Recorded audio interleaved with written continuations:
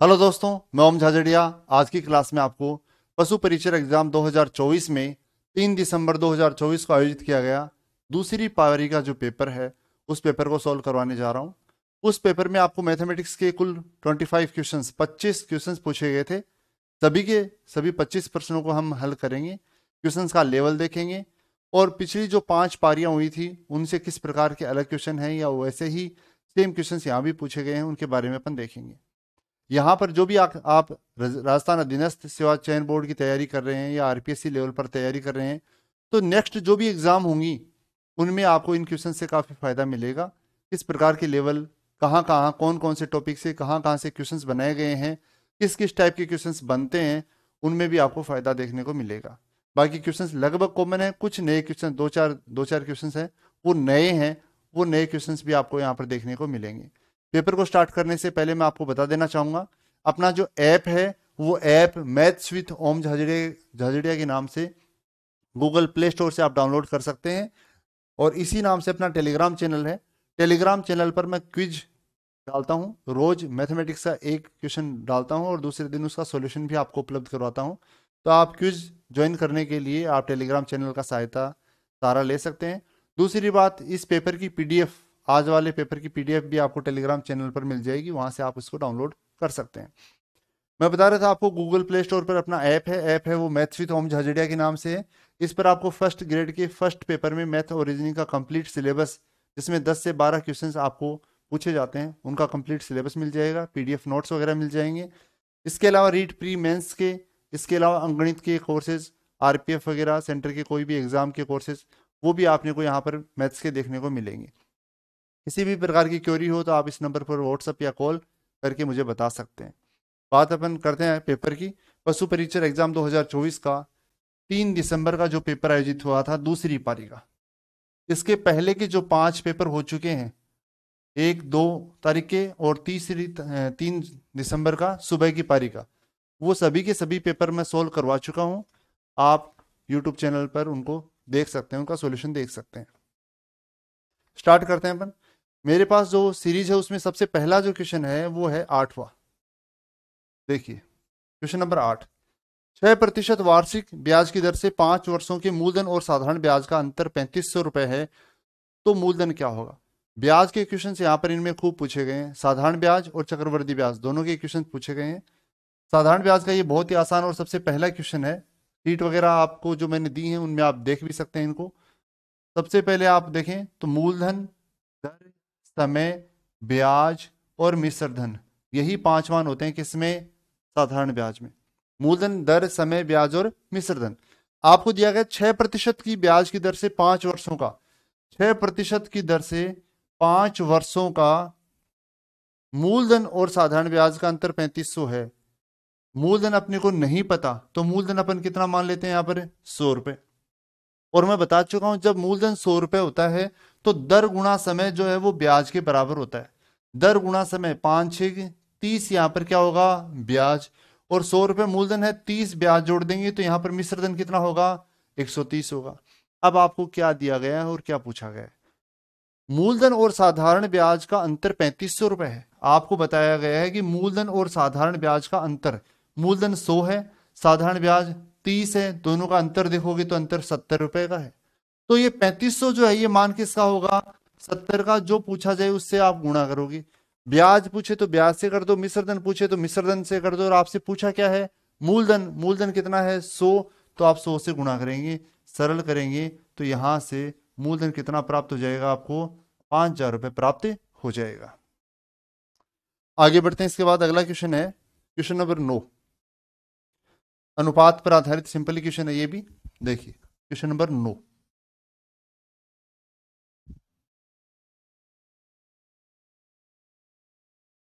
आपको दे रखा है यदि x का 2/3, x का 2/3 बराबर y का 3/4 बराबर z का 4/5 हो, ये सब हो, तो आपको पूछा है x अनुपात y अनुपात z क्या होगा। तीनों का अनुपात आपको एक साथ याद करना है। यहाँ पर x का 2/3 बराबर y का 3/4 बराबर z का 4/5 दे रखा है, थोड़ा सा चेंज कर रखा है क्वेश्चन में।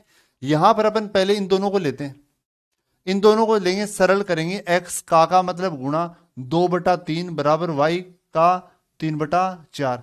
क्या यहां से अपन एक्स अनुपात वाई निकाल सकते हैं? वाई इधर आएगा बटे में एक्स बटे में वाई हो जाएगा, उधर 3/4 पहले से है, 2/3 उधर जाकर क्या हो जाएगा 3/2, मतलब 3×3 9/8। एक तरह से कह सकते हो 9/8 या 9:8। मतलब x अनुपात y क्या प्राप्त हुआ आपको? 9:8 यहां से प्राप्त हुआ। इसी प्रकार यहां से आप इन दोनों को लेकर y और z का अनुपात निकाल सकते हो, सरल कर सकते हो। y अनुपात z करेंगे तो ये 4/3 जो है उधर जाकर 3/4 जो है उधर जाकर 4/3 हो जाएगा, 4 चौक 16/15 हो जाएगा। y अनुपात z 16:15। सेम इसी प्रकार से आप सरल कर सकते हो। इन दोनों अनुपातों में x अनुपात y और y अनुपात z, इन दोनों अनुपातों में कॉमन कौन है? y। y दोनों जगह, तो y का मान दोनों में बराबर होना चाहिए। यहां y का मान 16 है तो यहां भी 16 होना चाहिए। इसको 16 बनाने के लिए आप 2 से गुणा करेंगे तो ये 9 दूनी 18, 8 दूनी 16। अब y का मान बराबर हो चुका, तो अब आप तीनों का अनुपात भी लिख सकते हैं। x का मान 18, y का मान 16 और z का मान कितना? 15। तो तीनों का जो अनुपात होगा x अनुपात y अनुपात z होगा वो 18, 16 और 15 हो जाएगा। सिंपल क्वेश्चन है, हल्की सी थोड़ी सी आपको कैलकुलेट करना है। अगर नहीं आता तो इस प्रकार से आप कर सकते हैं, और सीधा आता है तो आप सीधा भी कर सकते हैं। आगे बढ़ते हैं, अगले क्वेश्चन पर आते हैं अपने। अगला क्वेश्चन है question number 10, profit and loss पर आधारित है। सिंपल सा क्वेश्चन दे रखा है आपको, देखिए क्वेश्चन नंबर 10। एक व्यक्ति किसी वस्तु को अंकित मूल्य से 20% कम मूल्य पर क्रय करता है। एक व्यक्ति है जो किसी वस्तु को उसके मूल्य से 20% कम में खरीदता है। अंकित मूल्य से, मान लेते हैं उस वस्तु का जो अंकित मूल्य है वो कितना है? 100 रुपए। 100 रुपए से 20% कम, 100 का 20% मतलब 20 रुपए, 20 रुपए कम मतलब 80 रुपए। वो उस वस्तु को खरीद के कितने में लाया? 80 रुपए में लाया। ये वस्तु का क्या हो गया? क्रय मूल्य हो गया, ठीक है। और अंकित मूल्य से 20% अधिक पर मूल्य पर बेच देता है। अब उसने क्या करा? अंकित मूल्य से 20% मूल्य ज्यादा पर बेच दिया। अंकित मूल्य कितना था? 100, 20% ज्यादा में बेचेगा तो बेचेगा कितना में? 180 रुपए में। ये कौन सा मूल्य हो गया? विक्रय मूल्य हो गया, ठीक है। उसके लाभ का प्रतिशत आपको पूछा गया है। कंफ्यूज होते हैं यहाँ पर बच्चे, क्या होते हैं? 80 में खरीदी, 120 में बेच दी, तो लाभ कितने का हो गया? 40% का हो गया, जो कि क्या है? गलत है। 80 रुपए में कोई वस्तु खरीदी है, 120 में बेचेंगे तो लाभ 40 का हुआ। ये लाभ आप परसेंटेज में ज्ञात करो। परसेंटेज कैसे निकालते हैं? 40 रुपए का जो लाभ है, लाभ और हानि हमेशा क्रय मूल्य पर होती है, और क्रय मूल्य कितना है? 80%। के लिए आप 100 से गुणा करेंगे, सरल करेंगे तो यहां पर लाभ का प्रतिशत है वो आपको कितना प्राप्त हो जाएगा? 50% प्राप्त होगा, ना कि 40%। अगले क्वेश्चन पर आते हैं अपन। अगला क्वेश्चन है इसमें आपका क्वेश्चन नंबर 18, जो कि पशु परिचर के जैसे 6 पेपर हुए थे, 6 में से लगभग शायद 3 या 4 पेपर में ये क्वेश्चन पूछा जा चुका है। पिछले लास्ट की जो 3 हुए थे, 3 शिफ्ट थी लास्ट की, उन तीनों में तो कंटिन्यू आ रहा है, क्योंकि तीनों के पेपर्स मैंने लगातार सोल्व करवाए हैं आपको, उनमें आप देख सकते हो। 2 वस्तुएं समान मूल्य पर बेची जाती है, मूल्य नहीं दिया गया आपको। विक्रय मूल्य जो है वो समान है, 2 वस्तुओं का विक्रय मूल्य क्या है? समान है। ये पहली वस्तु है, ये दूसरी वस्तु है, और विक्रय मूल्य दोनों का क्या है? समान। अब चाहे वो 100 रुपए हो, चाहे वो कितना भी हो, समान है। पहली वस्तु पर दुकानदार जो है वो 15% का लाभ प्राप्त करता है, दूसरी वस्तु पर दुकानदार को 15% की हानि होती है। कुल लाभ अथवा हानि का प्रतिशत आपसे पूछा गया है, और ऐसे क्वेश्चंस में हमेशा ऑप्शन दिया जाता है न लाभ न हानि। स्टूडेंट ये सोचता है, बच्चा ये सोचता है कि विक्रय मूल्य समान है, लाभ हानि का प्रतिशत समान है, इसका मतलब यहां पर उसको कोई हानि नहीं हुई है, जबकि ऐसा नहीं है। ऐसे सौदे में सदैव ही क्या होती है? हानि होती है। विक्रय मूल्य समान हो, लाभ हानि का प्रतिशत समान हो, तो ऐसे सौदे में सदैव हानि होती है। और हानि का प्रतिशत सीधा निकालने का मैंने आपको तरीका बताया था, दर का स्क्वायर बटे में 100। बाकी बेसिक तरीके से भी आप कर सकते हो, बेसिक तरीके से आप 100 मान के भी कर सकते हो। यहां पर हानि का प्रतिशत बराबर दर का स्क्वायर बटे 100। दर कितनी है? 15%। 15 का स्क्वायर बटे में 100, 15 का स्क्वायर कितना? 225 बटे में 100। 225 में 100 का भाग देंगे तो 2.14, 2 से 1/4% क्या हो जाएगी यहाँ पर हानि होगी, और ये हानि का प्रतिशत हो जाएगा जो कि पहले ही ऑप्शन में दिया गया है। बहुत ही सिंपल क्वेश्चन है और 3-4 पेपरों में लगातार पूछा जा चुका है। आगे बढ़ते हैं, इसके बाद अगले क्वेश्चन पर आते हैं अपन। क्वेश्चन नंबर 19, आपको एक दे रखी है समीकरण किस रूप में, 8x² माइनस का 24xy प्लस का 18y² बराबर 0। आपको ज्ञात करना है x अनुपात y ज्ञात करना है। 8x² माइनस 24xy माइनस का 18y²। आप इस समीकरण को सरल करेंगे, सरल करने पर यहां से गुणनखंड इसके करेंगे, गुणनखंड करने से आपको x अनुपात y प्राप्त हो जाएगा। गुणनखंड किस प्रकार से करेंगे, देखिए इस पूरी समीकरण में 2 का भाग जा रहा है, 2 से डिवाइड हो रही है, तो एक बार 2 से डिवाइड कर देते हैं जिससे मान थोड़े छोटे हो जाएंगे। 2 से डिवाइड करेंगे तो ये हो जाएगा 4x² माइनस का 12xy प्लस का 9y² बराबर 0। सभी में 2-2 से भाग दे दिया अपन ने। अब यहाँ पर ये द्विघात समीकरण बन रही है, किसकी बन रही है उसको देखते हैं अपन। यहाँ पर देखो आप, ये 12 के गुणनखंड अपन करें किस रूप में, 4 और 9, 9 चौक 36 हो गए। अब 9 चौक 36 के गुणनखंड अपन देखते हैं, या तो 36 से कम 36 होते हैं, या 9 चौक 36 भी होते हैं, या 6 गुणा 6 छम 36 भी होते हैं। ऐसे गुणनखंड अपने को, इन पदों के ऐसे गुणनखंड अपने को लेने हैं जिनसे क्या हो जाए कि जोड़ने पर ये माइनस का 12 प्राप्त हो जाए, ऐसे गुणनखंड लेने हैं। तो वो आप यहां से ले सकते हो, 6 और 6 से ले सकते हो, दोनों माइनस के आ जाएंगे। किस प्रकार से, 4x² माइनस 6xy माइनस का 6xy, दोनों के साथ xy लगा देंगे और दोनों के दोनों सिंबल माइनस के होंगे, क्योंकि -6 और -6 जोड़ेंगे तभी माइनस के 12 होंगे। आगे कितना है, 9y² बराबर 0। इन दोनों से आप देखोगे तो कॉमन क्या आ रहा है, 2 और x कॉमन आ रहा है। 2x कॉमन ले लेंगे तो यहां बचेगा 2x, माइनस का यहां बचेगा 3y। इसी प्रकार यहां से माइनस का 2x, दोनों से सॉरी 2 तो नहीं आएगा, 3 आ जाएगा यहां से इसमें 3 है, इसमें भी 3x कॉमन आ जाएगा, 3x आ जाएगा, माइनस बाहर आ गया तो बचा कितना 2y, और यहां पर माइनस कॉमन आ गया तो अंदर हो जाएगा माइनस, 3 का भाग देंगे 3 बार और 3y बराबर क्या है 0। अब इन दोनों में देखो आप, इसमें और इसमें, इन दोनों में कोष्टक बराबर है, सॉरी यहाँ x बचा है, x बाहर आ गया, सॉरी y बाहर आएगा, सॉरी यहाँ पर y बाहर आएगा 3y, तो अंदर कितना बचेगा x।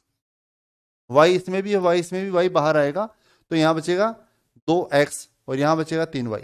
अब 2x minus 3y, 2x minus 3y दोनों में कोष्टक बराबर हैं, तो कोष्टक को अपन कॉमन ले लेते हैं। कोष्टक को कॉमन लेंगे तो 2x माइनस 3y यहाँ से कॉमन आ जाएगा, यहाँ बचेगा 2x माइनस का 3y बराबर क्या होगा 0।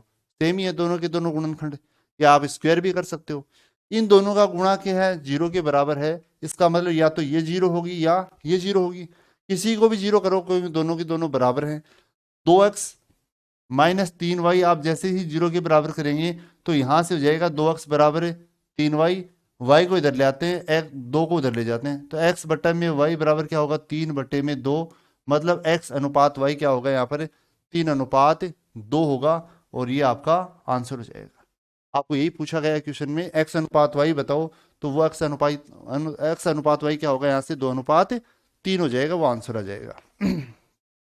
नॉर्मल क्वेश्चन है, थोड़ा सा कैलकुलेशन जरूर है, थोड़ी सी हल्की सी, इसमें आपको गुणनखंड का थोड़ा सा पता होना चाहिए। आगे बढ़ते हैं, अगले क्वेश्चन पर आते हैं अपन।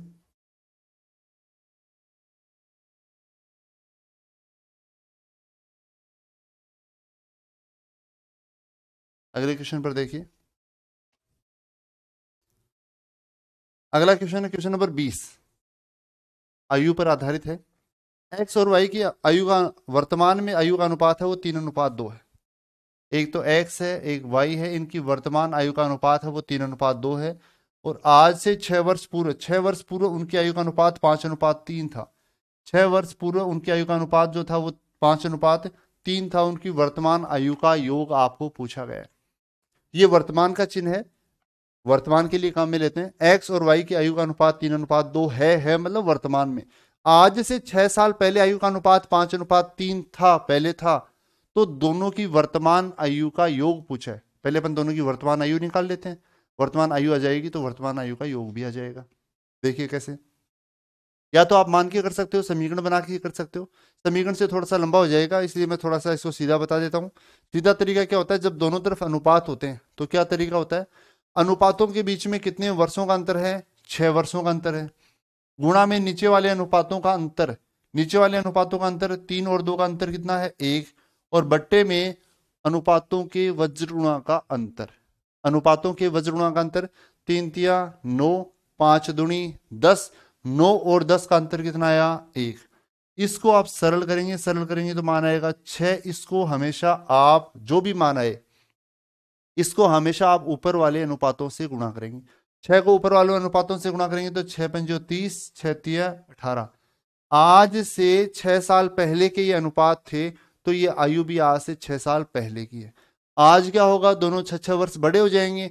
ये 6 साल पहले 30 का था, तो आज कितने का हो जाएगा, 6 वर्ष बड़ा हो जाएगा, मतलब 36 का हो जाएगा। आज से 6 वर्ष पहले ये दूसरा व्यक्ति वाई जो था वो 18 वर्ष का था, तो आज 6 वर्ष बड़ा होगा, 24 का हो जाएगा। अगर दोनों की वर्तमान आयु पूछी होती तो होती 36 और 24। आपसे पूछिए वर्तमान आयु का योग, और वर्तमान आयु का योग इन दोनों को जोड़ेंगे तो कितना प्राप्त होगा आपको, 60 यहां से प्राप्त हो जाएगा। आगे बढ़ते हैं, इसके बाद अगले क्वेश्चन की बात करते हैं अपन। क्वेश्चन नंबर 21 देखिए, अगला क्वेश्चन,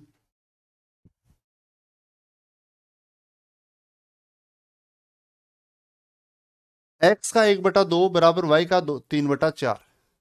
x का 1/2 बराबर y का 3/4, तो x y से कितना प्रतिशत अधिक है। अभी सेम ऐसा एक क्वेश्चन कुछ पूछा गया था, अपने पहले किया था, पिछले पेज पर था, तीनों का अनुपात पूछा था, उसी प्रकार का ये है। x का 1/2 बराबर y का 3/4, यहां से सरल करेंगे तो x बटा वाई कितना प्राप्त होगा, ये इधर 1/2 2/1 हो जाएगा, इधर मतलब ये हो जाएगा कितना, 3 दूनी 6/4। एक सेकंड, अनुपात तो सही, 3/5 है, सॉरी 3/5। सरल करेंगे तो 1/2 उधर जाके 2/1 हो जाएगा, और ये हो जाएगा 3 दूनी 6/5, 6/5, मतलब x अनुपात y आपको क्या प्राप्त हुआ, 6:5 प्राप्त हुआ। x अनुपात y जब 6:5 है, आपसे पूछा है x y से कितना प्रतिशत अधिक है, x जो है वो y से कितना प्रतिशत अधिक है, तो अधिक देखोगे तो एक ही अधिक है, ये 6 है ये 5 है, तो एक ही अधिक है। किससे अधिक है, 5 से, तो बटे में होगा 5, प्रतिशत के लिए 100 से गुणा करेंगे, सरल करेंगे तो कितना प्रतिशत अधिक होगा, 20% अधिक होगा, जो कि आपको सी ऑप्शन में दिया गया है। आगे बढ़ते हैं, इसके बाद अगले क्वेश्चन पर आते हैं। अगला क्वेश्चन आता है पेज नंबर 16 पर, क्वेश्चन नंबर 69, मैथ्स का अगला क्वेश्चन 69 नंबर दे रखा है इसमें। इसकी पीडीएफ नहीं हो तो आप पीडीएफ जो है वो टेलीग्राम चैनल से, इस पेपर की पीडीएफ या पीछे जो भी पेपर हुए हैं उनकी पीडीएफ है, टेलीग्राम चैनल से डाउनलोड कर सकते हो। और टेलीग्राम चैनल पर क्वेश्चंस भी मैं हर रोज डालता हूँ, उनके भी आप क्वेश्चन आंसर देकर अपनी तैयारी को जांच सकते हो, आपकी तैयारी है वो किस प्रकार की है।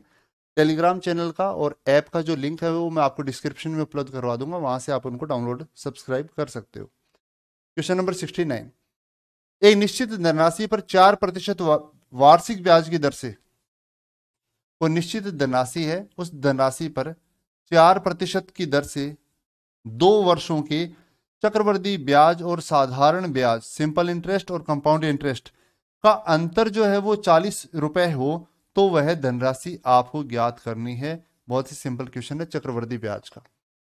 मूलधन पूछा गया, ब्याज, चक्रवृद्धि ब्याज और साधारण ब्याज के अंतर का अंतर देकर आपको मूलधन पूछा गया। जब भी समय 2 वर्ष हो, जब भी समय 2 वर्ष हो, दर 100 से कटने वाली हो, उस स्थिति में चक्रवृद्धि ब्याज और साधारण ब्याज का अंतर अपन निकाल सकते हैं। किस प्रकार से, जब ब्याज की दर 4% है तो डेल्टा बनाएंगे, 100 का 4 में भाग देंगे तो कितनी बार जाएगा यहाँ पर, 25 बार, 25 बार, और 25 है तो नीचे जब 25 है तो ऊपर एक मान ज्यादा होगा, 26 होता है, नीचे वाले मान से ऊपर हमेशा एक ज्यादा होता है, तो 4% का जो डेल्टा होगा वो 26/25 होगा। समय 2 वर्ष है तो 2 घात करेंगे, 26 का स्क्वायर 676, 25 का स्क्वायर 625। ऊपर वाली राशि हमेशा होती है मिश्रधन, नीचे वाली राशि होती है हमेशा मूलधन, और इन दोनों का जो अंतर होता है वो होता है चक्रवृद्धि ब्याज। और मैं आपको बता चुका हूं चक्रवृद्धि ब्याज और साधारण ब्याज का अंतर हमेशा 1 रुपए होता है। कब, जब समय कितना हो, 2 वर्ष, मतलब इससे एक कम, चक्रवृद्धि ब्याज से एक कम क्या होगा, साधारण ब्याज होगा। इस प्रकार आप इसको कर सकते हैं। आपको दे रखा है चक्रवृद्धि ब्याज और साधारण ब्याज का अंतर पहले से दे रखा है क्वेश्चन में कितना, 40 रुपए। चक्रवृद्धि ब्याज और साधारण ब्याज का अंतर पहले से दे रखा है 40 रुपए, जबकि यहां पर अंतर कितना होता है, एक जो ज्ञात करना है उसे गुणा, ज्ञात क्या करना है, मूलधन, मूलधन से गुणा करेंगे तो सरल करेंगे, यहां पर वो धनराशि कितनी होगी, 25,000 रुपये मूलधन आपको प्राप्त होगा। 1 मिनट।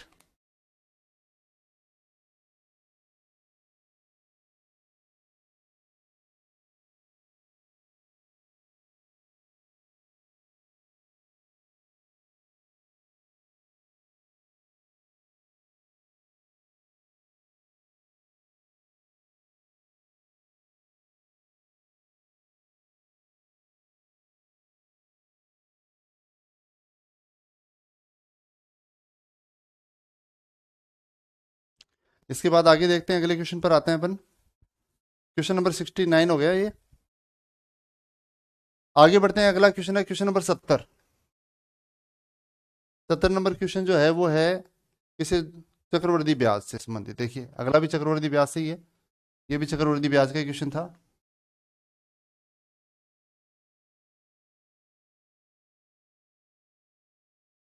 Question number 70। एक निश्चित धनराशि 12% प्रतिवर्ष चक्रवृद्धि ब्याज की दर से, ब्याज की दर यहां पर आपको दे रखी है, नहीं दे रखी हो तो भी कोई बात नहीं, दे रखी है तो भी कोई बात नहीं है। एक निश्चित धनराशि 12% चक्रवृद्धि ब्याज की दर से 5 वर्षों में 3 गुनी हो जाती है। आपको दे रखा है 3 गुनी हो जाती है कितने वर्षों में, 5 वर्षों में। 3 गुनी हो जाती है 5 वर्षों में। इस प्रकार के क्वेश्चंस आपसे पहले वाले जो शिफ्ट हुए हैं उनमें भी पूछे जा चुके हैं क्वेश्चन। आपसे पूछा गया है तो वह कितने वर्षों में स्वयं की 9 गुना हो जाएगी। आपको पूछा है वह धनराशि जो है कितने वर्षों में, कितने वर्षों में स्वयं का 9 गुना हो जाएगी, वो आपसे पूछा गया। 3 गुना होती है 5 वर्षों में, तो 9 गुना कितने समय में होगी, ब्याज की दर आपको दे रखी है, उसके बिना भी आप क्वेश्चन को सॉल्व कर सकते हो। कैसे, 3 की कितनी घात करेंगी ये 9 गुना हो जाए, 3 की 2 घात करने पर, 3 का स्क्वायर करने पर ही 9 गुना आता है, और जितनी घात होती है वो सीधा समय से गुणा होती है। तो 2 को अगर 5 से गुणा करेंगे, इसका मतलब 2 5 10 होगा, मतलब वो धनराशि 9 वर्षों में, सॉरी 9 गुना होगी कितने समय में, 10 वर्षों में हो जाएगी। इस प्रकार आप इसको सीधा ज्ञात कर सकते हो। और आपसे पहले की जो शिफ्ट है उनमें भी इस प्रकार का क्वेश्चन आपसे पूछा गया है।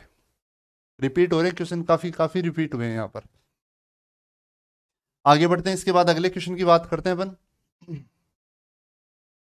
क्वेश्चन नंबर अगला जो है वो 71। अगला क्वेश्चन है, ये भी चक्र साधारण ब्याज का है। यदि 12 वर्षों का साधारण ब्याज उसके मूलधन का 60% है। देखिए दोबारा रिपीट हो रहा है क्वेश्चन, मूलधन, ब्याज की दर, समय, साधारण ब्याज, और ये मिश्र धन मान लो आगे चाहे लिखना चाहो तो। मूलधन, दर, समय, ब्याज और मिश्र धन। 12 वर्षों का साधारण ब्याज मूलधन का 60% है।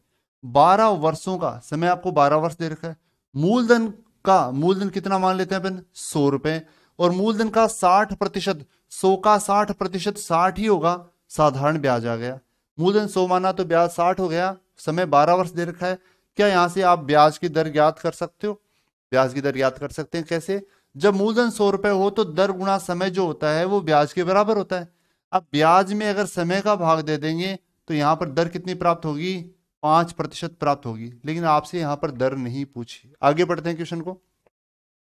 आपके पूछा तो कितने वर्षों में साधारण ब्याज, कितने वर्षों में, समय पूछा है, कितने वर्षों में साधारण ब्याज जो है वो मूलधन के बराबर हो जाएगा। मूलधन के बराबर, मूलधन कितना है 100, तो ब्याज भी कितना होगा 100। ब्याज की दर आपको पता पहले ही चल गई, ब्याज की दर आपने पहले निकाल ली, कितनी है 5%।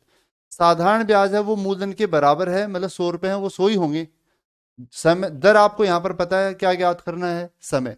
आपको मैं बता चुका, जब मूलधन 100 रुपए होता है तो दर गुणा समय जो होता है वो ब्याज के बराबर होता है।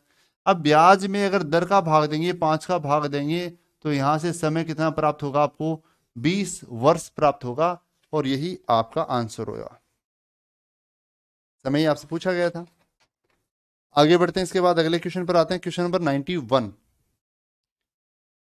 अगला question, question number page number 20 पर 91।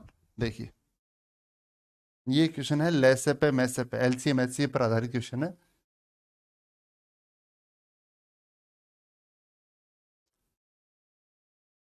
वीडियो पसंद आए तो लाइक और शेयर करना नहीं भूलें। ज़्यादा से ज़्यादा स्टूडेंट्स में आप शेयर करें इसको। 3 संख्याएं जो हैं वो 3:4:5 के अनुपात में, 3 संख्याएं 3:4:5 के अनुपात में है। उनका एलसीएम 960, उनका एलसीएम जो है वो 960 आपको दे रखा है। तो आपको पूछा इन संख्याओं का योग ज्ञात कीजिए। तीनों संख्याओं का योग क्या होगा? तीनों संख्याओं को अपन मान लेते हैं। मान लिया तीनों संख्याओं को 3x 4x और 5x, तीनों संख्याओं को मान लिया, तीनों को x से गुणा कर दिया। बहुत ही सिंपल करेंगे अपन। देखो तीनों संख्याओं का अपन ने 3x 4x और 5x मान लिया। अब इनका अगर आप एलसीएम लेंगे तो सबसे पहले x से आपने सबको गुणा किया तो x का ही भाग चला जाएगा, 3 4 5 आ जाएगा। फिर 2 का देंगे तो 3 में नहीं जाए, 2 दूनी 4 5। फिर आप दोबारा 2 का देंगे तो 3 1 5। फिर 3 का देंगे 1 1 5। फिर आप 5 का देंगे 1 1 और 1। अब इन सबको गुणा करेंगे तो 5 3 15, 15 दूनी 30, 30 दूनी 60 गुणा x, 60x हो जाएगा। 60x इन सभी का एलसीएम आया, इन तीनों की तीनों संख्याओं का लघुत्तम आया। आपको पहले से लघुत्तम दे रखा है 960, उसके बराबर करेंगे, बराबर करते ही x का मान आ जाएगा। सरल करेंगे, 60 का भाग देंगे, x बराबर 960 बटे में 60, 0 से 0, x बराबर कितना आएगा 16। ये x की वैल्यू आप यहां पर रख देंगे तो ये तीनों संख्याएं प्राप्त हो जाएंगी। x की वैल्यू यहां रखेंगे तो 16 तिया 48, 16 चौक 64 और 16 पंजो 80, ये तीनों संख्याएं प्राप्त हो गई। अगर आपसे संख्याएं पूछी होती तो संख्याएं 48, 64 और 80 होती। आपसे पूछा संख्याओं का योग, सरल करेंगे तो यहां से 6 4 10, 11 और 8 19, इन तीनों संख्याओं का योग कितना प्राप्त होगा? आपको 192 प्राप्त हो जाएगा, जो कि आपको ऑप्शन में दे रखा है। आगे बढ़ते हैं। इसका अगला क्वेश्चन है वो प्रॉफिट एंड लॉस पर आधारित है, क्वेश्चन नंबर 92। ये भी रिपीट हो रहा है, ये भी क्वेश्चन आ चुका पहले इस प्रकार का आपके पशु परिचर के आ चुका। दोबारा क्वेश्चन उसी प्रकार का पूछ लिया गया आपसे। तभी मैं आपको बोला था पशु परिचर के लास्ट में जिनका भी पेपर है उनको बहुत फायदा मिलता है इस चीज का, कि पहले की जो 4-5 शिफ्ट है उनमें जो पेपर्स आए हुए हैं आप उनको अच्छे से देख लो। उसी प्रकार से काफी क्वेश्चंस आपको देखने को मिल जाते हैं। क्वेश्चन नंबर 92, 10 वस्तुओं का विक्रय मूल्य 12 वस्तुओं के क्रय मूल्य के बराबर है। 10 वस्तुओं का विक्रय मूल्य जो है वो 12 वस्तुओं के क्रय मूल्य के बराबर है, क्रय मूल्य के बराबर, ये आपको दे रखा है। तो आपको पूछा है लाभ अथवा हानि का प्रतिशत क्या होगा, वो ज्ञात करना है। बहुत ही सिंपल क्वेश्चन है, कुछ भी नहीं करना आपको। 10 वस्तुओं का विक्रय मूल्य और 12 वस्तुओं का क्रय मूल्य आपस में क्या है? बराबर है। तो क्रय मूल्य और विक्रय मूल्य दोनों बराबर हैं, तो अपन दोनों को मान लेते हैं और दोनों को बराबर मानेंगे और ऐसी संख्या मानेंगे जिसमें 10 और 12 का पूरा पूरा भाग जाए। जैसे 10 और 12 का लघुत्तम 60 है तो 60 में दोनों का पूरा पूरा भाग जाएगा। 60 के अलावा चाहे आप 120 मानो, 180 मानो, चाहे 240 मानो, उससे कोई फर्क नहीं पड़ेगा। लेकिन आपको मानना है ऐसी संख्या को जिसमें 10 और 12 का पूरा पूरा भाग जाए। मान लिया 60 ही मान लेते हैं, छोटी संख्या मान लेते हैं। मान लिया विक्रय मूल्य भी 60 रुपए है, मान लिया क्रय मूल्य भी 60 रुपए। जब बराबर बता रखे तो बराबर ही मानेंगे अपन। अब यहां से आप एक वस्तु का क्रय मूल्य और विक्रय मूल्य निकाल पाओगे। कैसे? 10 वस्तुओं का विक्रय मूल्य 60 रुपए है तो एक वस्तु का विक्रय मूल्य कितना आया? 6 रुपए। 12 वस्तुओं का क्रय मूल्य 60 रुपए है तो एक वस्तु का क्रय मूल्य कितना आया? 5 रुपए।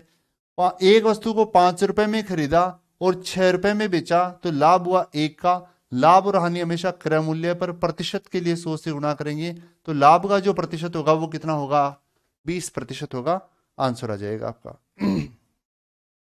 सिंपल क्वेश्चन है, ये भी कर सकते हैं आप आसानी से समझ गए इसको भी। नेक्स्ट आगे बढ़ते हैं, अगले क्वेश्चन पर आते हैं। क्वेश्चन नंबर 93, ये है आपका चक्रवृद्धि ब्याज पर आधारित। ये थोड़ा सा चेंज करा गया है, क्वेश्चन अच्छा है, थोड़ा सा परिवर्तन करके दिया गया है। हालांकि सेंटर में इस प्रकार के क्वेश्चन आ जाते हैं, अपने स्टेट लेवल में कम आते हैं। थोड़ा चेंज है, अलग क्वेश्चन है, उसको आपको जरूर देखना चाहिए। अमित ने प्रत्येक बार 2500 रुपए 1 जनवरी और 1 जुलाई को बैंक में जमा किए। एक तो उसने जनवरी में और एक उसने जुलाई में, और 2500 रुपए बैंक में जमा किए। 2500 रुपए जमा किए बैंक में, ठीक है। जो 8% चक्रवृद्धि ब्याज देता है और 6 माही की दर से संयोजित होता है। जो यहाँ पर ब्याज की जो दर है वो आपको बता दी 8% है दोनों के लिए ही, ठीक है। और ब्याज की जो अवधि है, ब्याज की अवधि वो क्या है, 6 माही है दोनों के लिए। ब्याज की अवधि है वो 6 माही दोनों के लिए, ठीक है। वर्ष के अंत में अमित को जो ब्याज की रकम प्राप्त होगी, ब्याज जो प्राप्त होगा केवल वही आपको ज्ञात करना है। साल के एंड में, एक वर्ष, साल के एंड में मतलब एक साल के बाद। तो यहां पर जो समय है वो तो एक वर्ष होगा, क्योंकि जनवरी 1 में उसको दिया है, ब्याज बैंक में जमा करवाया जनवरी 1 में, तो यहां तो समय एक वर्ष हो जाएगा। लेकिन जो धनराशि जुलाई में जमा करवाई गई है वो जब उसको एक साल होगा, मतलब जनवरी से काउंट होगा टाइम, तो जो जुलाई में जमा हुई थी उसको तो केवल और केवल बैंक में कितना टाइम होगा, 6 माह होंगे, या आप ये कह सकते हो उसको तो आधा वर्ष ही होगा। जो 1 जुलाई को जमा हुई धनराशि है बैंक में, वो तो केवल कितने समय तक जमा रहेगी, एक वर्ष तक जमा रहेगी, और सॉरी आधे वर्ष तक। और जो जनवरी में जमा हुई है वो एक वर्ष तक जमा रहेगी। ब्याज की अवधि आपको दोनों ही स्थितियों में कितनी है, 6 माही। जब ब्याज की अवधि आपको 6 माही है तो दर आधी और समय दुगना होगा दोनों स्थितियों में। दर आधी होगी यहां भी, और यहां समय दुगना होगा। यहां भी दर आधी और समय यहां भी दुगना। दर आधी करेंगे तो 4%, समय दुगना करेंगे तो 2 वर्ष। ये दर और ये समय यहां पर होगा। यहां दर आधी करेंगे तो 4%, समय दुगना करेंगे तो 1 वर्ष होगा। ये दर और समय यहां पर होगा। दर और समय आपको पता है, मूलधन आपको पता है, दर समय पता है, मूलधन आपको पता है, तो दोनों स्थितियों में आप ब्याज निकाल सकते हो। और ब्याज आ जाएगा तो दोनों को ब्याज को जोड़ देंगे अपन। देखिए किस प्रकार, ब्याज की दर जब 4% है तो 4% का डेल्टा बनता है 26/25, अभी मैंने बताया था। समय 2 वर्ष है तो 2 घात करेंगे, 2 घात करेंगे तो 26 का स्क्वायर 676, 25 का स्क्वायर 625, ऊपर वाली राशि मिश्रधन, नीचे मूलधन, अंतर 51 का आएगा, ये आएगा चक्रवृद्धि ब्याज। आपको बता रखा है मूलधन कितना है, 2500 रुपए, जबकि यहां पर मूलधन कितना है, 625 रुपए। जो ज्ञात करना हो वो उससे गुणा। आपको निकालना है ब्याज, ब्याज निकालना है तो 51 से गुणा करेंगे, ये पूरा पूरा 4 बार कटेगा। तो यहां से ब्याज जो प्राप्त होगा वो कितना प्राप्त होगा आपको, 204 रुपए। ये पहली धनराशि से आ जाएगा। इसी प्रकार यहां दूसरी धनराशि से ब्याज निकालेंगे अपन। 4% का डेल्टा होगा 26/25, समय 1 वर्ष है तो 1 घात करेंगे, 1 घात करने से कोई फर्क नहीं पड़ेगा। ऊपर वाली राशि मिश्रधन, नीचे वाली राशि मूलधन, अंतर 1 रुपए का है, वो क्या है, चक्रवृद्धि ब्याज। आपको बता रखा है मूलधन है 2500 रुपए, यहां पर मूलधन कितना है, 25 रुपए। ब्याज आपको निकालना है तो किससे गुणा करेंगे, 1 से गुणा करेंगे। तो यहां से ब्याज आपको प्राप्त कितना होगा, 100 रुपए प्राप्त होगा। यहां पर ब्याज 204 रुपए का मिला, यहां पर 100 रुपए का ब्याज मिला, दोनों को जोड़ेंगे तो कुल जो ब्याज आपको मिलेगा वो कितना मिलेगा, 304 रुपए मिलेगा, कि जो कि आपको चौथे ऑप्शन में दे रखा है। इस प्रकार आप इसको बहुत आसानी से डेल्टा बनाकर कर सकते हो। आगे बढ़ते हैं। इसके बाद इस प्रकार के काफी क्वेश्चंस हैं, वो मैंने सीट में करवा भी रखे हैं, अगर आपने देखे हो तो। चक्रवर्ती ब्याज, साधारण ब्याज की, प्रॉफिट लॉस की, परसेंटेज की अपनी जो सीट है, जिन्होंने भी कोर्स को बाई कर रखा है वो वहां पर देख सकते हैं किस प्रकार के क्वेश्चंस करवाए हुए हैं, किस प्रकार के नहीं करवाए हुए हैं। आपको वीडियो पसंद आए तो लाइक और शेयर करना नहीं भूलें। अपना जो ऐप है वो ऐप आप मैथ्स विद ओम झाझड़िया के नाम से, मैथ विद ओम झाझड़िया के नाम से गूगल प्ले स्टोर से डाउनलोड कर सकते हैं। इसी नाम से अपना टेलीग्राम चैनल है जिस पर भी मैथ्स के क्विज डालता हूं मैं।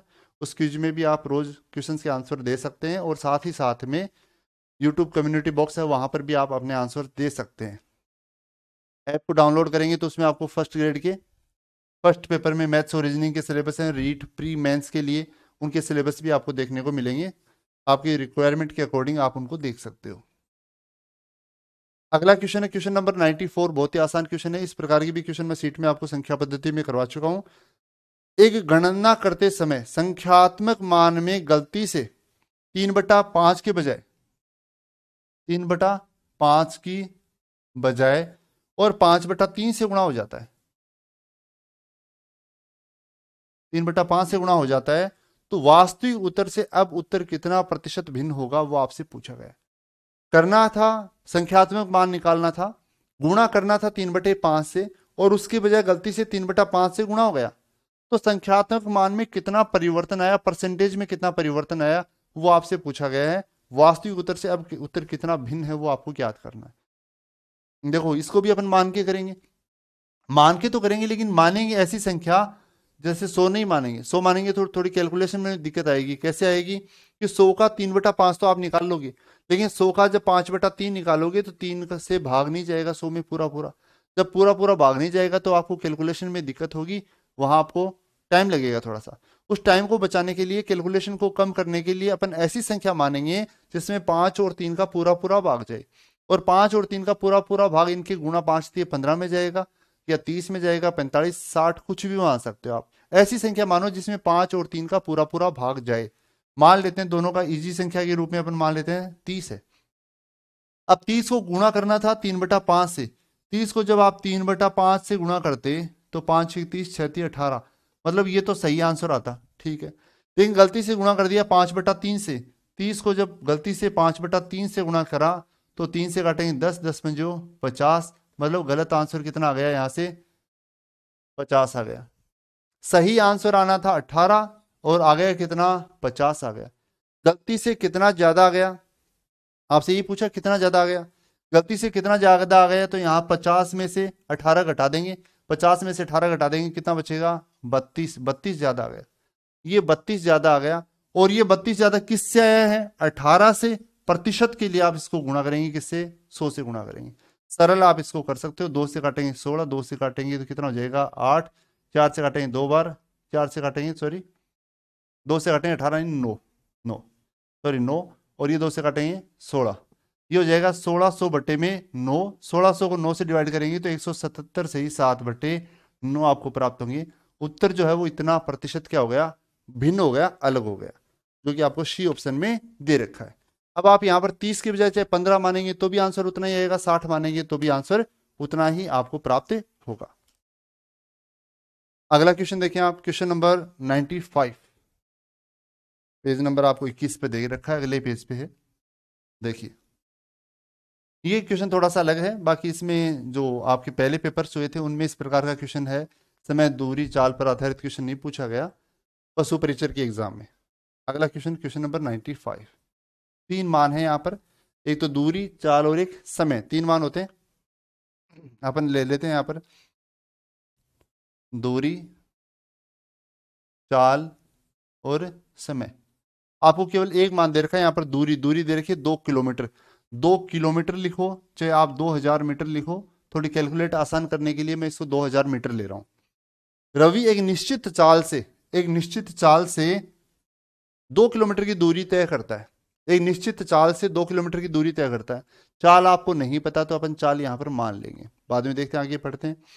उसे अपनी चाल को कितना कितना प्रतिशत बढ़ा देना चाहिए जिससे उसी दूरी को तय करने में समय उसको 25% कम लगे। समय उसको 25% कम लगना चाहिए, उस चाल को कितना उसको बढ़ा देना चाहिए, वो आपसे पूछा गया है। चाल अपने को नहीं पता तो अपन चाल मान लेते हैं, मान लेते हैं उसकी चाल जो है वो 100 मीटर पर सेकंड है। ये मीटर में लिया है तो समय सेकंड में हो जाएगा। मान लेते हैं 100 चाल है उसकी, मीटर पर सेकंड है। दूरी को जब चाल से डिवाइड करेंगे, दूरी बट्टे चाल करेंगे, 2000 में 100 का भाग देंगे तो यहां पर समय जो आपको प्राप्त होगा वो कितना प्राप्त होगा, 20 सेकंड का प्राप्त होगा। अब दूरी तो उतनी ही है, दूरी तो वही 2000 मीटर की है, कितनी चाल को बढ़ानी चाहिए वो आपको पूछा है कि समय जो है वो 25% कम लगे। समय पहले कितना लग रहा है 20%, सॉरी 20 सेकंड, उसको 25% कम करना है। 25% इसका, 20 का 25% चौथा हिस्सा, चौथा हिस्सा मतलब 5 सेकंड, 5 सेकंड कम करेंगे तो अब समय लगना चाहिए कितना, 15 सेकंड। कैलकुलेट कर सकते हो आप, 20 में जब 25 की कमी करेंगे तो इसका 75% निकालेंगे, 20 में जो 100 और 5 से काटेंगे तो 15 5 75, मतलब अब समय लगेगा 15 सेकंड। जब आपके पास दूरी है, समय है, तो आप चाल निकाल सकते हो। दूरी बटे समय बराबर कितना आ जाएगी, चाल आ जाएगी। दूरी है 2000 मीटर बटे में 15, 5 से काटेंगे 3 बार, 5 चौक 20, 400/3 हो जाएगी। 400 बट्टे में 3 मीटर पर सेकंड, ये हो जाएगी नई चाल। आपसे नई चाल नहीं पूछी, आपसे पूछा चाल को कितना बढ़ाना चाहिए। पहले चाल थी कितनी 100, अब है 400/3। 400/3 को आप कैलकुलेट करोगे तो 133 से ही 1/3 मीटर पर सेकंड आएगी। कैलकुलेट करेंगे 400 में 3 का भाग देंगे तो पहले चाल थी 100, अब चाल है 133 से ही 1/3, तो चाल कितनी बढ़ गई, 133 से 1/3 में से 100 घटाएंगे तो चाल है वो 33 से ही 1/3% बढ़ गई। मतलब चाल को इतना बढ़ा देना चाहिए, इतनी बढ़ जाएगी तो समय अपने आप ही 25% कम लग जाएगा, आपका आंसर आ जाएगा।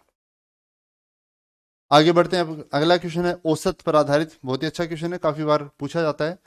अधीनस्थ सेवा चयन बोर्ड हो, चाहे स्टेट लेवल की कोई भी एग्जाम हो, या आप सेंट्रल लेवल के एग्जाम्स में भी काफी ये क्वेश्चन पूछा गया है। औसत रनों से संबंधित क्वेश्चन है, औसत पर आधारित। देखिए क्वेश्चन नंबर 96। एक बल्लेबाज द्वारा 9 पारियों में 55 औसत रन 55 बनाए जाते हैं। एक बल्लेबाज द्वारा 9 पारियों में 55 रन का औसत है। 55 रनों का क्या है, उसका औसत है। 10वीं पारी में उसको कितने रन बनाने पड़ेंगे, आपसे पूछा है। उस बल्लेबाज को 10वीं पारी में कितने रन बनाने पड़ेंगे जिससे उसके रनों का औसत 65 हो जाए। उसके रनों का औसत अब तो 55 है, लेकिन उसके रनों का औसत अब कितना हो जाए, 65 हो जाए। इसके लिए उसको 10वीं पारी में कितने रन बनाने पड़ेंगे, आपसे ये पूछा गया है। बहुत ही सिंपल क्वेश्चन है। किस प्रकार, 9 पारियों तक औसत 55 है। अगर 10वीं पारी में भी वो 55 रन बनाए, तब तो औसत पर कोई प्रभाव नहीं पड़ेगा। लेकिन 10वीं पारी में उसने 55 से ज्यादा रन बनाए हैं, तभी उसका औसत बढ़ा है। औसत कितना बढ़ा है, 10 बढ़ गया। 55 था, 65 करना है तो 10 बढ़ाना है। औसत 10 बढ़ गया, मतलब प्रत्येक पारी में उसने 10-10 रन ज्यादा बनाए। अब तक कुल 10 पारियां हो गई। एक पारी में 10 रन ज्यादा बनाएगा तो 10 पारियों में 10 दाए 100 रन उसको ज्यादा बनाने पड़ेंगे। और 100 रन जब उसको ज्यादा बनाने पड़ेंगे तो इसका मतलब वह इस पारी में उसको 155 रन बनाने पड़ेंगे। ये आंसर हो जाएगा आपका। आगे बढ़ते हैं, अगले क्वेश्चन पर आते हैं। Question number 97। 97 एलसीएम का है। अब ये आप देखोगे सभी आपके पशु परिचर के जो भी पेपर हुए हैं, उन सभी पेपरों में ये क्वेश्चन पूछा गया है। क्वेश्चन नंबर 97 आपको देखो दे रखा है 2.4, 0.36 और 1.08 का एलसीएम आपको याद करना है। इन तीनों संख्याएं दशमलव के रूप में आपको दे रखी हैं। लगभग पशु परीक्षण के जो भी पेपर हुए हैं उन सभी में ये क्वेश्चन रिपीट हुआ है। लास्ट में भी आया, देखो दशमलव हटा लेते हैं। दशमलव हटाएंगे तो 24 बट्टे में ये 10 हो जाएगा, ये 36 बट्टे में 100 हो जाएगा, ये 108 बट्टे में 100 हो जाएगा। इस प्रकार हो जाएगा। ये आपको ज्ञात करना है इनका क्या, एलसीएम लघुत्तम। एलसीएम ज्ञात करेंगे। भिन्नों का एलसीएम होता है वो अंशों का एलसीएम बट्टे हरों का एचसीएफ होता है। करवा चुका हूं इस प्रकार के काफी क्वेश्चंस में आपको। अंशों का एलसीएम 24, 26, 24, 36 और 108 का लघुत्तम जो निकालेंगे वो लघुत्तम 216 आएगा। लघुत्तम निकालना आप सब जानते हैं, बताया हुआ है। और हरों का एचसीएफ 10, 100 और 100 का एचसीएफ कितना होगा, 10। 10 से सभी संख्याएं पूर्णतः डिवाइड होंगी और 10 से डिवाइड करेंगे तो यहां पर क्या लगेगा, दशमलव लगेगा 21.6। ये इन बिलों का लघुत्तम होगा, एलसीएम हो जाएगा, जो कि पहले ही ऑप्शन में आपको दिया गया है। और आगे बढ़ते हैं, इसके बाद अगले क्वेश्चन पर आते हैं। क्वेश्चन नंबर 98 देखिए।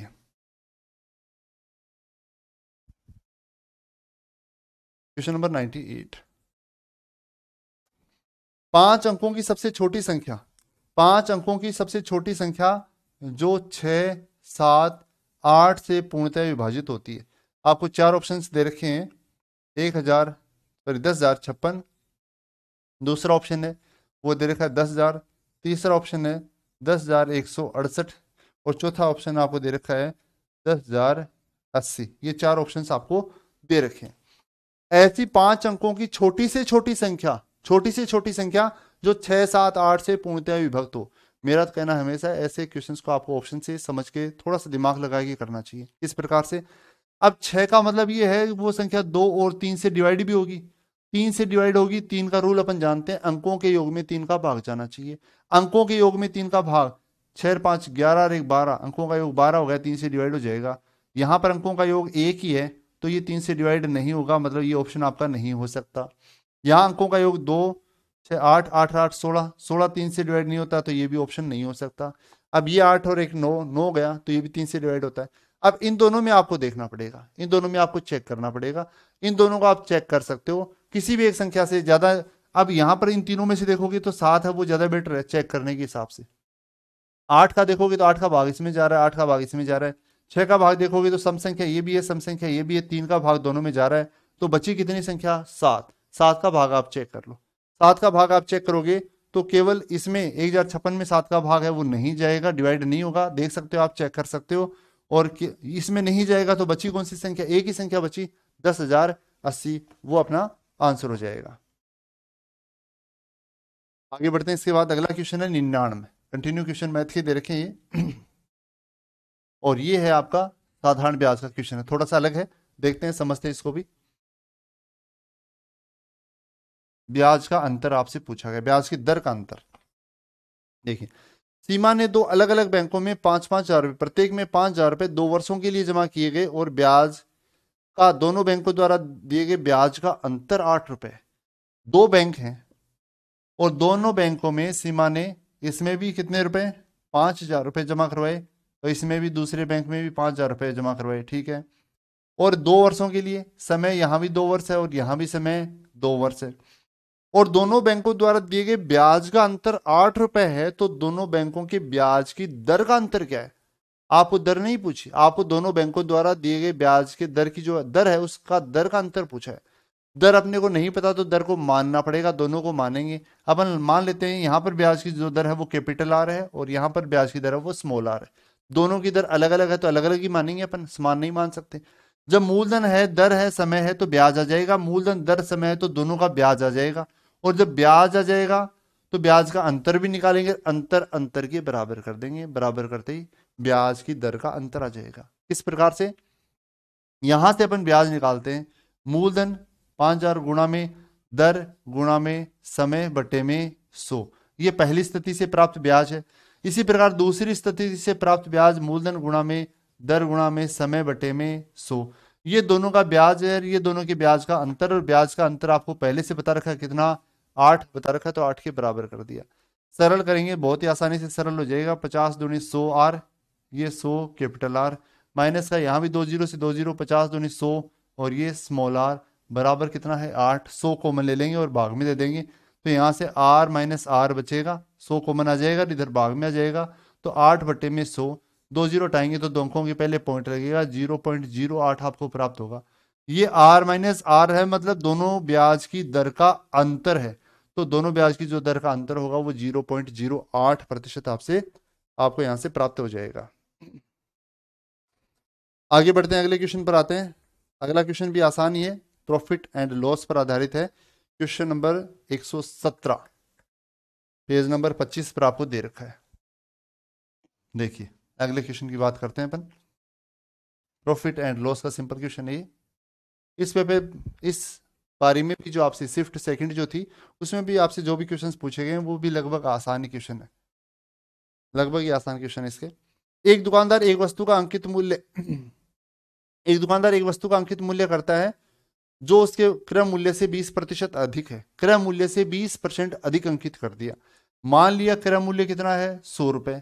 अंकित मूल्य जो है वो क्रय मूल्य से 20% अधिक है। जब क्रय मूल्य 100 रुपए आपने माना है तो अंकित मूल्य 20% अधिक होगा तो 120 रुपए हो जाएगा। ये कौन सा मूल्य हो गया, अंकित मूल्य हो गया, ठीक है। वह उस वस्तु को 15% की छूट पर बेच देता है। 15% की छूट देता है, किस पर देगा, छूट हमेशा अंकित मूल्य पर दी जाती है। अंकित मूल्य 120 है, उसमें आप 15% की कमी करोगे। 120 का 15% आप निकालोगे तो 15%, 10% तो 12 और 5% 6, 12 और 6 18, 18 की कमी होगी। 120 रुपए अंकित मूल्य है, 15% मतलब 18 रुपए की कमी होगी तो वस्तु बिकेगी कितने में, 102 रुपए में वो वस्तु बिकेगी। आपको पूछा है उसका लाभ अथवा हानि का प्रतिशत क्या होगा। 100 रुपए में वस्तु खरीदी थी, 102 रुपए में बेच दी, तो लाभ कितने का होगा, 2 रुपए का। ये लाभ और हानि 100 पर निकालेंगे तो प्रतिशत भी उतना ही आएगा, मतलब लाभ का जो प्रतिशत होगा वो कितना होगा, 2% ही होगा। अगला क्वेश्चन है क्वेश्चन नंबर 118, ये भी चक्रवर्ती ब्याज का है, ये भी सिंपल क्वेश्चन है। क्वेश्चन नंबर 118 देखिए,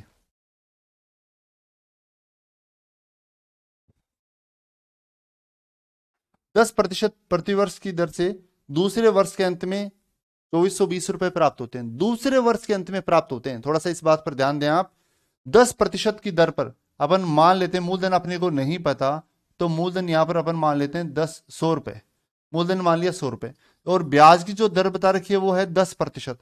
10% ब्याज की दर का अंतर मतलब ये है कि 100 रुपए पर पहले 10% ब्याज मिलेगा, फिर वो पहले साल में जुड़ जाएगा मूलधन में जुड़ जाएगा, मिश्रधन बनेगा, लेकिन अगले साल के लिए वो मूलधन होगा, फिर उसमें दोबारा 10% की वृद्धि होगी, ब्याज पर ब्याज मिलता है चक्रवृद्धि ब्याज में। आपको दूसरे वर्ष के अंत में ये बता रहा है, दूसरे वर्ष के अंत में, सेकंड वर्ष है, उसके अंत में जो ब्याज है, चक्रवृद्धि ब्याज है, वो 2420 रुपए प्राप्त होता है। तो मूलधन आपको पूछा गया है, मूलधन आपने 100 रुपए मान लिया, 100 का 10% 10 रुपए होता है, पहले साल आपको 10 रुपए ब्याज मिले पहले साल, तो अगले मिश्रधन बन गया कितना 110, मूलधन में ब्याज जुड़ गया, मिश्रधन हो गया। लेकिन दूसरे वर्ष ब्याज इसके ऊपर मिलेगा, क्योंकि दूसरे वर्ष के लिए मूलधन के रूप में काम करेगा, दूसरे वर्ष भी दोबारा वही 10% ब्याज मिलेगा, और 110 का 10%, 110 का 10% निकालोगे तो ब्याज कितना आएगा, 11 रुपए का ब्याज आएगा। ये दूसरे वर्ष का ब्याज है। आपको बता रखा है दूसरे वर्ष का ब्याज तो 2420 रुपए है, प्रश्न में पहले से बता रखा है, जबकि यहां पर देखें कैलकुलेट करें तो दूसरे वर्ष का ब्याज केवल 11 रुपए मिलता है। तो 2420 रुपए है, 2420 मान किसका होगा, 11 का, जो पूछा जाए उससे गुणा, पूछा आपको मूलधन आपने 100 माना है, सरल करेंगे तो यहां से मूलधन आपको कितना प्राप्त होगा, 22,000 रुपए प्राप्त हो जाएगा। पहले ऑप्शन में आपको दे रखा है। अगला क्वेश्चन नंबर 119, अगला क्वेश्चन 119 नंबर है, ये भी सिंपल ही है और इसका भी आ चुका पशु परिचर में, इससे जुड़ा हुआ क्वेश्चन है, इससे मिलता जुलता क्वेश्चन भी पूछा जा चुका है। देखिए किस प्रकार से है। 4800 रुपए की रकम है और वो 4800 रुपए की रकम है, वो ए बी सी के बीच में बांटनी है, ए बी और सी के बीच में बांटनी है। ए का भाग बी के भाग से 40% अधिक है, ए का भाग जो है वो बी के भाग से 40% अधिक है, बी का भाग अपन 100 मान लेते हैं, तो 40 अधिक है, तो 40 अधिक है तो 140 हो जाएगा ए का भाग, ठीक है। तथा सी का भाग बी से 20% कम है, सी का जो भाग है वो बी से 20% कम है, इसका 100 है तो इसका 20 कम 20 का मतलब 80 हो जाएगा। ये इन तीनों के भाग का अनुपात हो जाएगा, 20 से डिवाइड हो जाएंगे, तीनों के तीनों सरल करेंगे तो 7:5:4, ये तीनों के धन का अनुपात आपको प्राप्त होगा। आपको पहले से बता रखा है कुल धनराशि कितनी है, 4800 अनुपातों में कुल धनराशि कितनी है, 16, जो पूछा जाए उससे गुणा। आपसे पूछा बी का भाग कितना है, 5 से गुणा करेंगे, 16 48, 5 15, तो यहाँ पर बी की जो धनराशि होगी, भाग होगा, वो कितना होगा, 1500 रुपए आपको प्राप्त हो जाएगा। आगे बढ़ते हैं, इसके बाद अगले 2-3 क्वेश्चन और हैं, वो भी आसानी क्वेश्चन आपको दे रखे हैं, एक औसत का है, एक प्रतिशत का है, 2 औसत के हैं, 1 प्रतिशत का है। देखिए वीडियो पसंद आए तो लाइक शेयर करना नहीं भूलें। आप जो भी तैयारी करने वाले बच्चे हैं उनको बताएं, उनको मैथमेटिक्स के बारे में बताएं, चैनल के बारे में बताएं, टेलीग्राम चैनल के बारे में उनको बताएं। एक कक्षा में 40% लड़कियां और 60% लड़के हैं, लड़के और लड़कियां, लड़के 60% हैं, लड़कियां 40% हैं, अनुपात निकालें तो लड़कों और लड़कियों का अनुपात है वो 3:2 है। कक्षा में लड़कों की संख्या लड़कियों से 7 ज्यादा है, कक्षा में लड़कों की जो संख्या है वो लड़कियों से 7 ज्यादा है, जबकि अनुपातों में देखें तो लड़कियों की संख्या से लड़कों की संख्या 1 ही तो ज्यादा है, अनुपातों में कितनी ज्यादा है, 1, तो ये 7 जो है वो अनुपातों में मान होगा 1 का, जो पूछा जाए उससे गुणा। पूछा कक्षा में लड़कों की संख्या क्या है, और कक्षा में लड़के कितने हैं, 3 से गुणा करेंगे तो लड़कों की संख्या कितनी प्राप्त होगी, आपको 21 हो जाएगी कक्षा में। अगला क्वेश्चन देखिए, और भी आसान है, अगले दोनों के दोनों क्वेश्चन ही आसान है। देखिए लगातार 9 प्राकृतिक संख्याओं का औसत 1 है, समझ के करना पड़ेगा इसको, आपको कैलकुलेशन की जरूरत नहीं है, अगले दोनों के दोनों प्रश्न समझने पर आधारित ही है। लगातार 9 प्राकृत संख्या, प्राकृतिक या प्राकृत संख्या, लगातार कोई भी 9 संख्या ले आप, जैसे मैं 1 से स्टार्ट कर रहा हूं, 1 2 3 4 5 6, 5 के बाद 6 7 8 और 9, ये 9 लगातार प्राकृत संख्याएं हैं। आपको बता रखा 9 लगातार प्राकृत संख्याओं का औसत a है। अब इनका औसत बताओ आप मुझे, 9 संख्याओं में से 4 इधर रह गई और 4 इधर रह गई, तो बीच में बची संख्या कौन सी, 5, ये क्या हो गई, a हो गई, ठीक है। अब क्या पूछा गया उसको देखते हैं अपन।